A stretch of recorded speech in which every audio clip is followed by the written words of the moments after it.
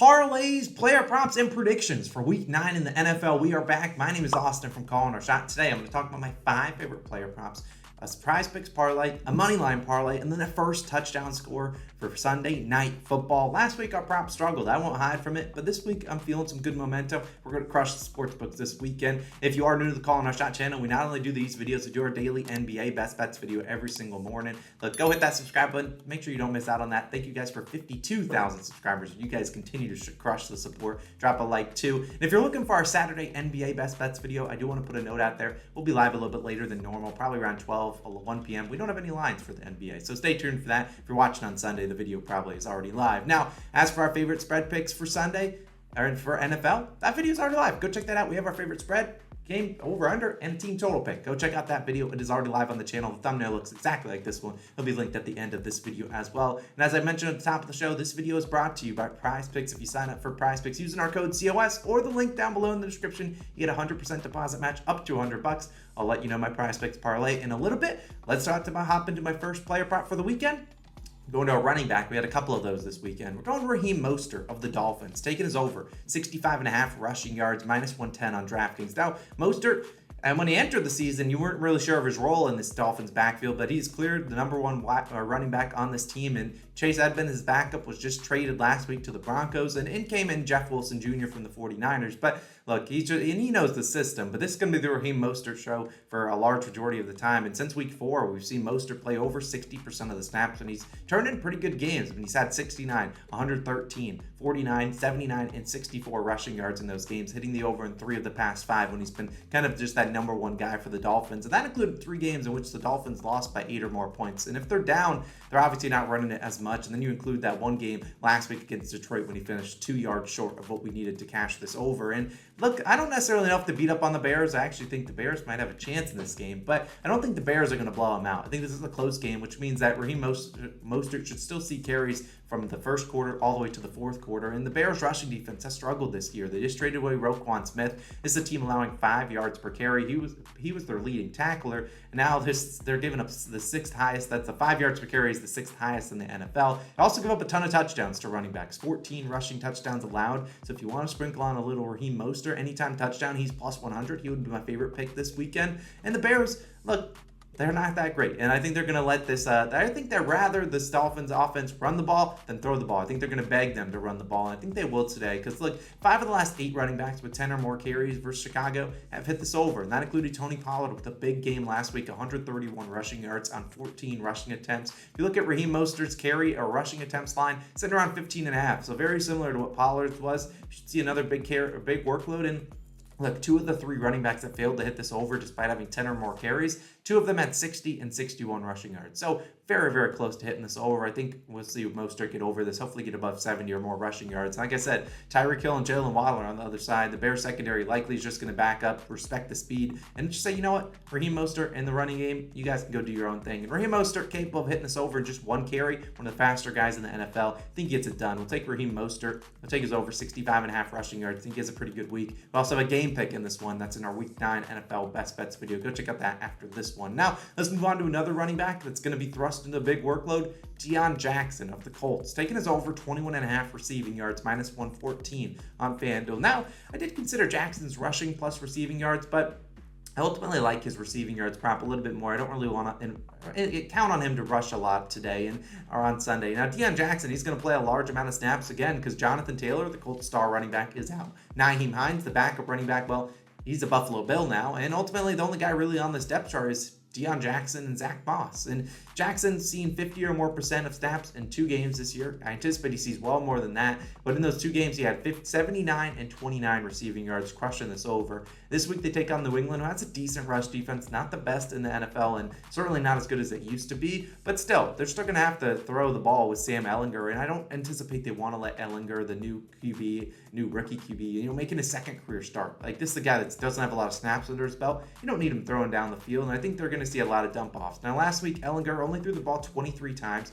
3 of them did go to the running back position, and we saw Nyheim Hines hit this over with 29 receiving yards last week. That was against a very weak Commanders secondary. This secondary they'll see on Sunday, the Patriots, very good. They're going to have a tough time throwing it to guys like Alec Pierce, Michael Pittman Jr. And ultimately, I think the flats and to the tight ends is what's going to be available for the Colts offense. And I think we're going to see Dion Jackson see, I don't know, 3 or 4, maybe 5 receptions. They like to use him. He's a pretty good dynamic pass catcher. I think he could easily get us 22 yards to cash this over. So Dion Jackson, we're counting on you taking your over 21.5 receiving yards. Now let's keep it moving.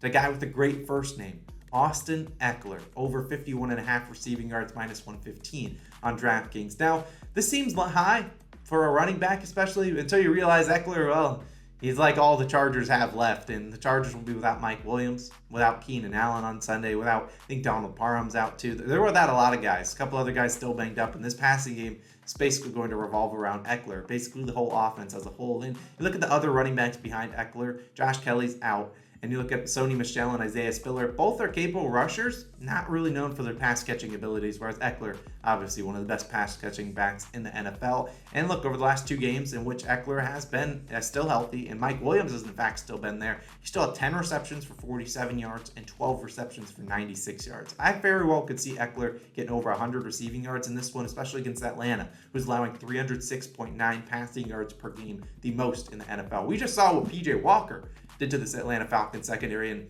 no offense to P.J. Walker, but look, that Panthers offense was not really humming along until they went out and dropped 30-plus points against the Falcons defense. And while I'm not guaranteeing, Justin Herbert goes over his passing yards line, that is set at like 285.5, and I think if he's going to hit even close to that, I think they're going to need Ekeler to have a lot of yards in the air, and I think they're going to use Ekeler more in the air than they will so on the ground. And ultimately, look, only one running back has over 4 receptions versus the Falcons this year. They haven't faced a lot of pass-catching running backs. That was Leonard Fournette, and he had 83 receiving yards. Like, I think this line is high for a reason. He hasn't hit it in a ton of games this year, but they're going to need him, and I think they're going to throw it to him a good amount. Ekeler, one of the best. Like I said, he's a great pass catcher, has great first name. We're riding with him, over 51.5 receiving yards. And for my let's keep moving. We got another player prop. We got 5, like I said. We're going to a tight end this time. Robert Tonyan of the Packers, taking his over 30.5 receiving yards, minus 114 on FanDuel. Now, the starting tight end for the Packers, carving out a pretty big role for himself in this offense, and really they need him because they lack playmakers, and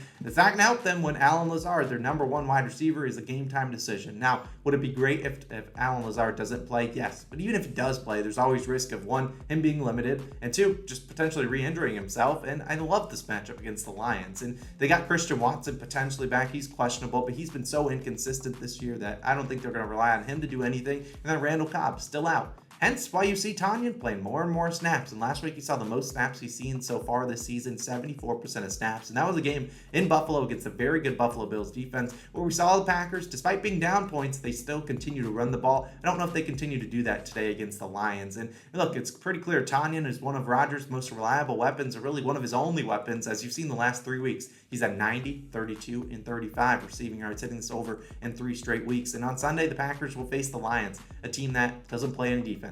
Defense, never heard of it. Look, the Lions defense is allowed a tight end to hit this over in all 7 games. And while the Packers will run a couple tight ends, if there's going to be a tight end to hit this over for the Packers, it's likely going to be Tonyan. We've seen guys like Hunter Henry, Logan Thomas, Dallas Goedert. Look, all these tight ends are pretty decent, but a lot of them don't have the target share that a guy like Tonyan will have on this team. And ultimately, I know it's sketchy asking a tight end to get yards. Tight end is a sketchy position if you're playing fantasy football, but Tonyan, asking him for 31 yards, way too low of a line. I love Tonyan today. I think he has a pretty good game on Sunday. 31 receiving yards. He can do that on 3 or 4 receptions, even on 1 reception. So he has that capability. Take Robert Tonyan over 31, or I think we got 30.5 receiving yards. Now let's move to my final player prop before getting to a PrizePicks Parlay, Moneyline Parlay, first touchdown score. Going to a wide receiver, Christian Kirk, over 52.5 receiving yards, minus 115 on DraftKings. Now, there's a huge discrepancy here as we see the line on DraftKings at 52.5, the line on FanDuel at 56.5. But ultimately, I'm confident that the Jaguars' number 1 wide receiver gets back on track to what we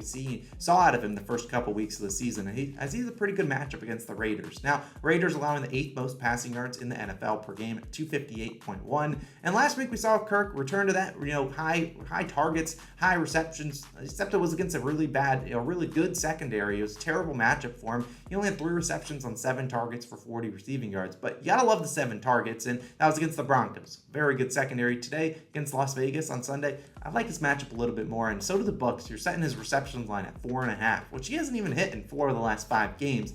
If you can even get close to 4 receptions, maybe 5 or more, I think Kirk's going to cruise past this line. In 7 games so far this year, Raiders have allowed 10 wide receivers to have 50 or more receiving yards versus them. Several of them have finished in like the 52, right under this line. But look, we're just asking for 53 to cash out on this play. If you wanted a ladder, this would probably be the ladder for me. I really like Kirk. I think he has a very good matchup. He could get 70, 80, maybe even 100 receiving yards on Sunday. He's got a great matchup. This Jaguars team's going to have to throw the ball. They can't keep running the ball into the ground with Travis Etienne. We know the Raiders offense, who had a bad week last week when we took the Raiders team total under. They scored 0 points. I think they bounced back, scored more points against the Jags. We'll see the Jaguars having to throw the ball. I think they're going to throw. I mean, they only threw it for like 100-something yards last week, and still Kirk got like 37 of them. I think Kirk has a pretty good game. Take is over. 52.5 receiving yards as my fifth and final player prop of the week. But as always, we're moving in to a PrizePicks Parlay. We appreciate you guys for tuning into these videos every single time. And look, the PrizePicks Parlay, if you sign up for PrizePicks using our code COS, you get up to 100% deposit match. Take advantage of that. There's also a link down below. As for my pick, I'm going to be taking just my 3 running backs that I already talked about. We already talked about Austin Ekeler, Dion Jackson, Raheem Mostert. Just get the job done, boys, and we cash out this parlay for all the people. If you want to tail me, sign up for PrizePicks using our code COS. You get that 100% deposit match as well. Moneyline parlay time. These have been ice cold, so do whatever you want with this. I'm just going for a lot of value on this board. Only 2 legs. Colts money line, Commanders money line, plus 650 on FanDuel. Look, I know if you don't like it, don't place the bet. I'm just putting a little bit of a sprinkle on this one, and this probably doesn't hit. But these 2 teams did play last week, and I think both teams have a good chance of pulling off an upset. Now, the Colts only play well when they are underdogs. They were favorites last week versus the Commanders. No. You can keep it. We don't win as underdogs, or we don't win as favorites, only win as underdogs. And they could beat the Patriots. They have the defense to do it. And if Sam Ehlinger cannot make any mistakes, which is a big if, they have a chance. Look, I'm just asking for a chance, and I think the Colts have a chance. They're 5.5-point underdogs. I know they're on the road in Gillette, but I just think they have a chance. The Colts defense is very good. They could force Mac Jones into a couple turnovers, could lead into some short fields for the Colts offense. And the Colts defense is very good. They gave up a touchdown at the end of the last game, but I just think they're capable of getting this done. I think they have a chance. If I were to pick an upset, I do like them. And then the Commanders are a sharp play here. We've seen everyone on the Vikings, and yet the line went from plus 3.5 to plus 3. I consider the Commanders a lean in my video, so why not at least have something if the pick is right? I mean, the Commanders have the talent to do it, and everyone's going to be riding with Kirk Cousins returning to Washington, D.C., where he started his NFL career. Vikings are 6-1. They haven't seen a bad, Kirk Cousins game in a hot minute. Maybe this is one. I'm not necessarily guaranteeing it, but look, wouldn't be surprised. The Commanders with Taylor Heineke at the helm, they can make plays. They can get the ball down the field. They can score some points, and if Kirk Cousins has a couple, bad throws, we could see the Vikings go down and take their second loss of the year. Wouldn't surprise me at all, especially as they have the Bills on their schedule up next week. They could be looking ahead of the Commanders, and maybe you see the Commanders come out here and sneak out a win in this one. Wouldn't surprise me. They're only plus 3. They're at home. You never really know. I think the Commanders are a sneaky play here. We'll take both those 2 teams, Colts and Commanders, on the money line, plus 650. Sure, I'll throw a sprinkle on it. Don't play it if you don't like it. Now let's move on. Finally, wrap up the video. First touchdown score. Sunday Night Football. Titans versus Chiefs. Going with no other than the man, the king himself, Derrick Henry. First touchdown, plus 750 on DraftKings. You will never get plus 750 for Derrick Henry ever again. You just won't. The only reason he's plus 750 is because, well, they don't expect the Titans to be the first team to score a touchdown here. And if they are, no better team than Mr. Derrick Henry to probably be the guy that's scoring the touchdown. And look, he can take one to the house from 75 yards out. He can take one really from anywhere on the field. And if they get into the the red zone, it's going to be the Derrick Henry show. So maybe the Titans sneak out here, get this first touchdown. If you didn't want him, I'd probably bet Travis Kelce. But I like Derrick Henry plus 750. Look, I'll sprinkle on it. You can't find better value than asking King Henry, a guy that scores a ton of touchdowns every week. Also in a groove. Give me the king, plus 750, first touchdown score, Titans versus Chiefs. That'll wrap up this video. We appreciate you for tuning in. My NFL Week 9 best spread, over-under, team total pick is on the screen. Go check that out. Go click it. Show some love to that video. Appreciate you guys as always. Remember to sign up for PrizePicks using our code COS. I'm Austin. I'll be back again, and we'll see you guys in the next video. Peace out.